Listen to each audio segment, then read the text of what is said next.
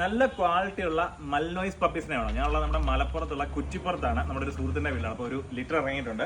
അപ്പോൾ നമ്മുടെ female dog mother dog നമ്മുടെ ഈ എസ്രയാണ്. നമ്മൾ കഴിഞ്ഞ വർഷം ഇവിടെ വന്നിട്ട് നമ്മുടെ ഇതിൻ്റെ ഒരു ലിറ്റർ ചെയ്തിട്ടുണ്ട്. അപ്പോൾ വീണ്ടും നമ്മൾ അവള് ലിറ്റർ ആയിട്ടുണ്ട്. അപ്പോൾ ഇതിൻ്റെ മെയിൽ ഡോഗ് ഫാദർ ഡോഗ് വരുന്നത് നമ്മുടെ ചാലക്കുടിയുള്ള റിയോ ആണ്. റിയോ എന്ന് പറയുമ്പോൾ വിയറ്റ്നാം ഇമ്പോർട്ടാണ്. നമ്മുടെ ഫുൾ ബ്ലാക്ക് കളറിലുള്ള ഒരു മെയിലാണ്. അപ്പോൾ നമുക്ക് പപ്പീസ് 9 എണ്ണം ഉണ്ട് കേട്ടോ. 3 മെയിലും അവർക്ക് 6 ഫീമെയിലും ഉണ്ട്. അപ്പോൾ നമുക്ക് നല്ല ഗാർഡിങ്ങിനൊക്കെയാണ് മെയിനായിട്ട് ഗാർഡിങ്ങിനൊക്കെയാണ് കൂടുതൽ ആൾക്കാർ ഈ മൽനോയ്സ് സ്നിപ്പ് എടുക്കുന്നത്.